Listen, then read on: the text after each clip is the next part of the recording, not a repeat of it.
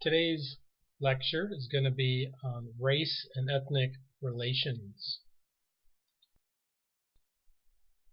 I've taught this class, a specific class in race and ethnic relations, on and off for about over 20 years now.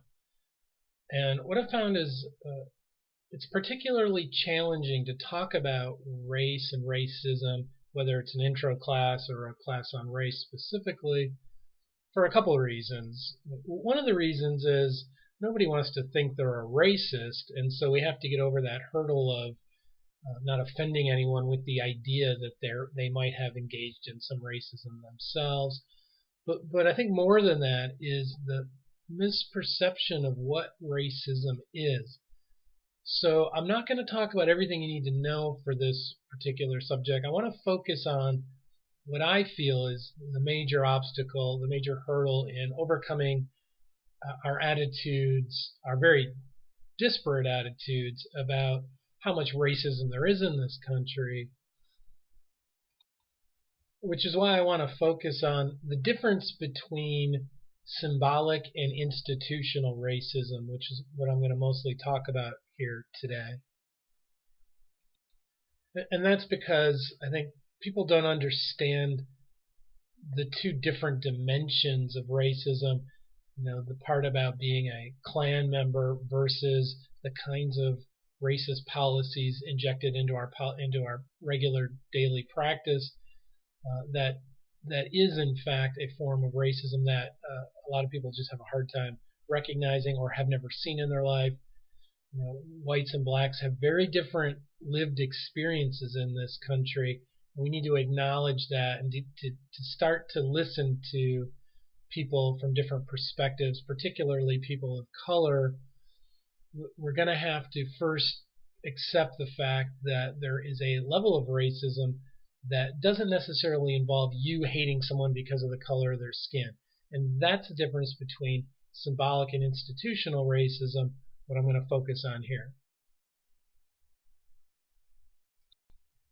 So there's a whole conversation I have in the live class to talk about the various concepts and terms involving race and ethnic relations, things like stereotypes, prejudice, discrimination, and so forth. I need you to understand the difference between those terms.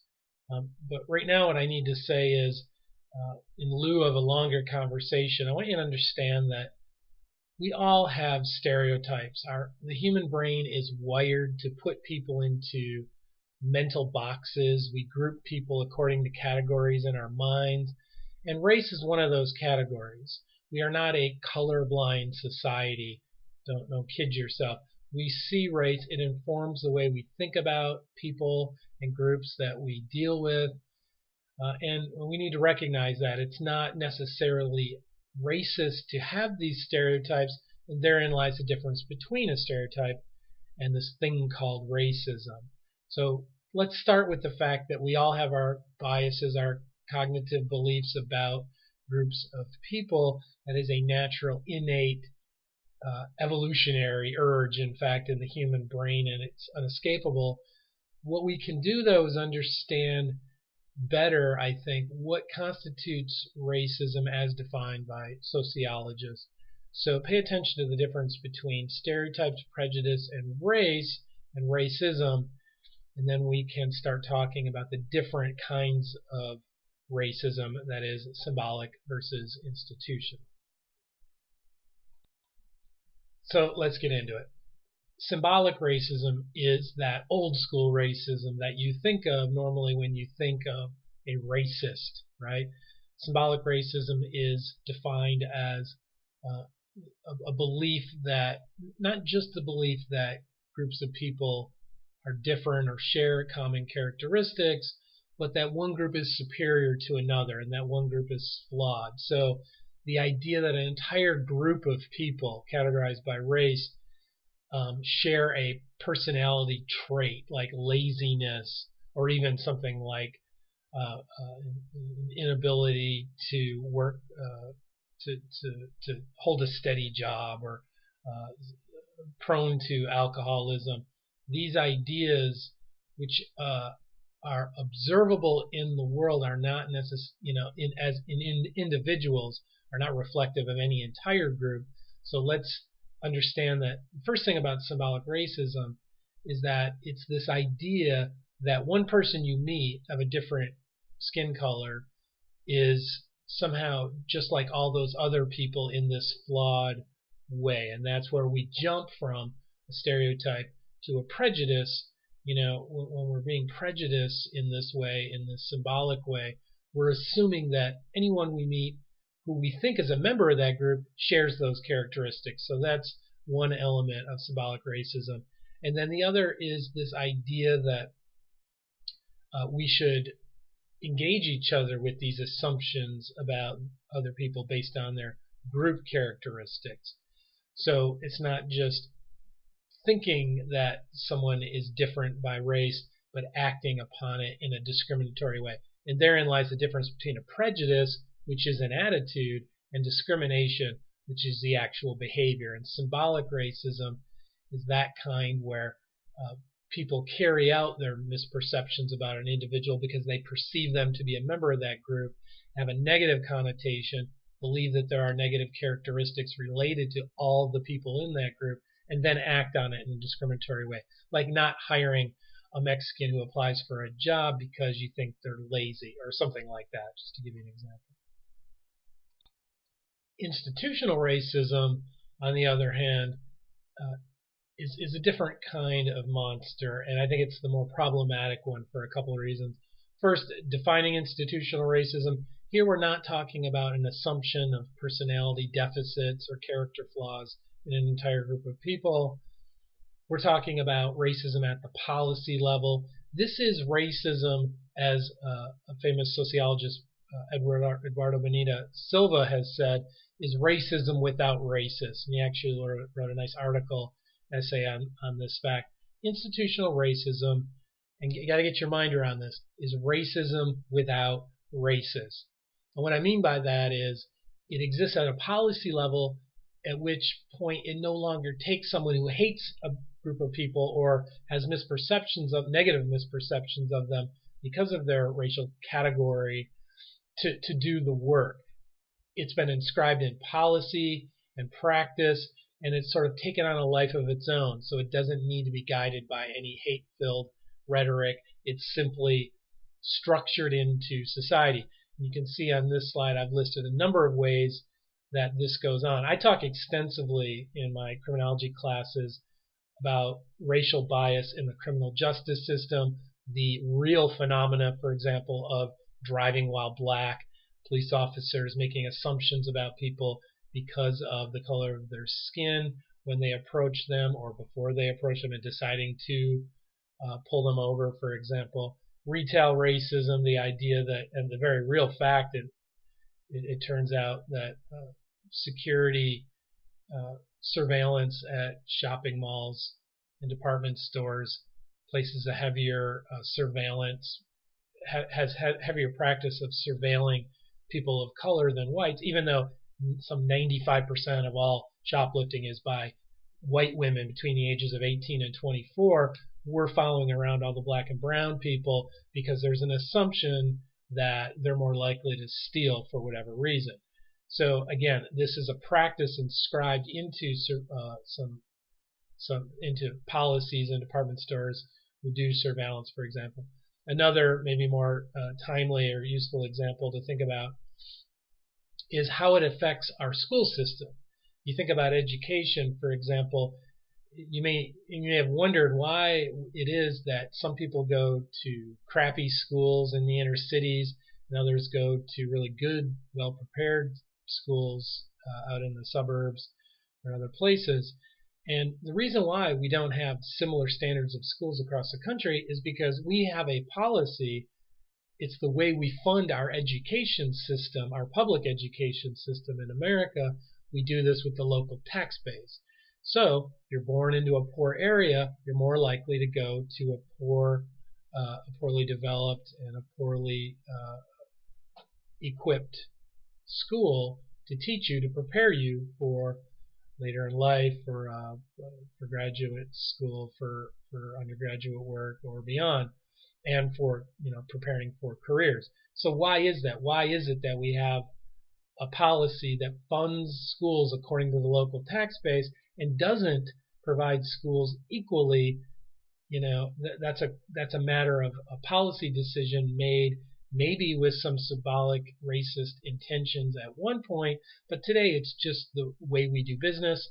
It really goes unquestioned. We don't think about how or why we fund schools the way we do, and that's what makes institutional racism so problematic, because it's just the way we do things, and it goes unquestioned in that sense.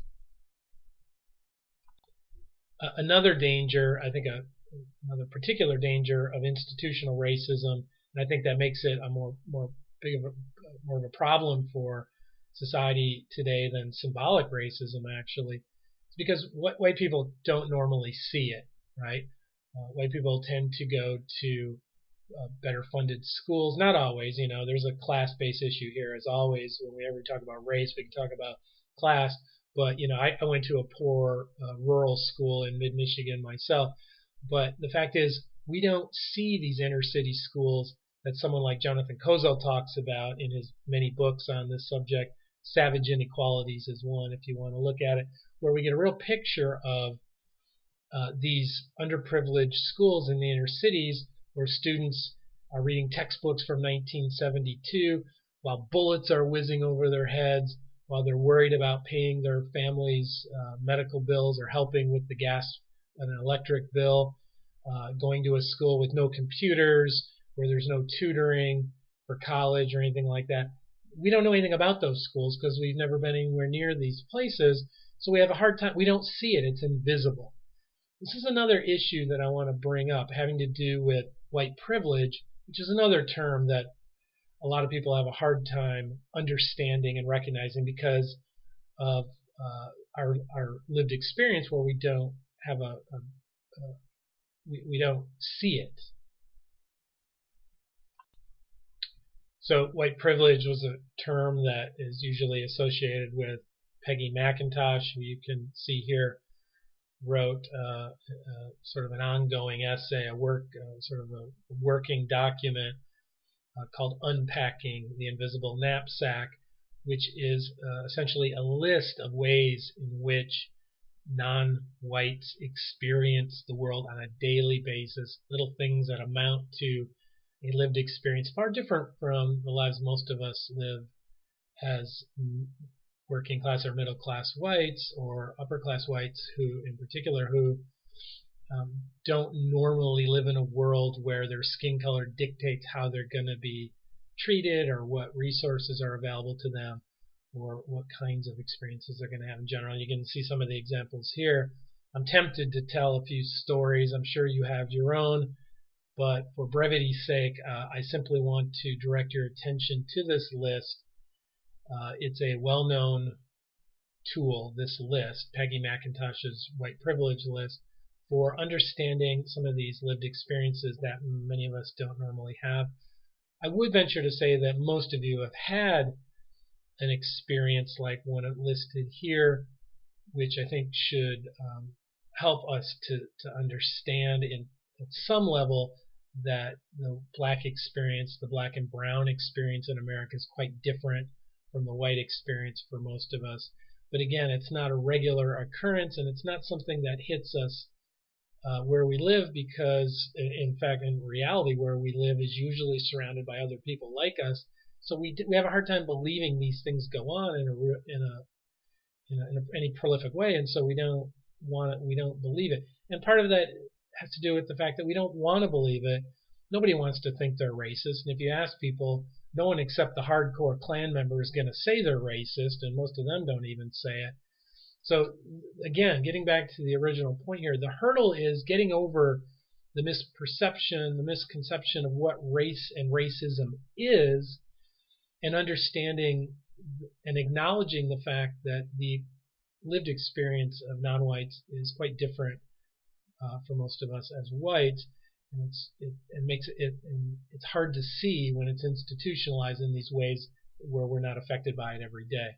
So that's a big part of the difference here, and here is where I would go into a more extensive discussion with you about racism in the criminal justice system, um, and in other ways we could talk about racism in other contexts, particularly in the media, for example, where we paint a picture literally of people of color as certain kinds of people. White people get to be any kind of person, but people of color are usually linked to a particular role or character, again, driving our perception that there are these differences and leading to these forms of covert or institutional racism that we have a hard time seeing. It's almost harder, it's almost easier to see, a guy with a white hood walking, in the street with a burning cross or something like that, as opposed to these less overt ways of how racism is expressed, leading a lot of well-intentioned people to think that we've overcome racism when in fact we haven't. It's a big problem in some ways, as it always has been in this country. It's an ongoing work in progress, just like this list. So please, I need you to engage the rest of the material. And again, just my disclosure about these video lectures. I'm not covering everything here. Please don't mistake this as a full review. Just pulling out some things I think I wanted to talk a little more in depth about in these short 15-20 minute videos that I'm doing for each module. So continue on, and I'll see you in the discussion room in the exams and the next module.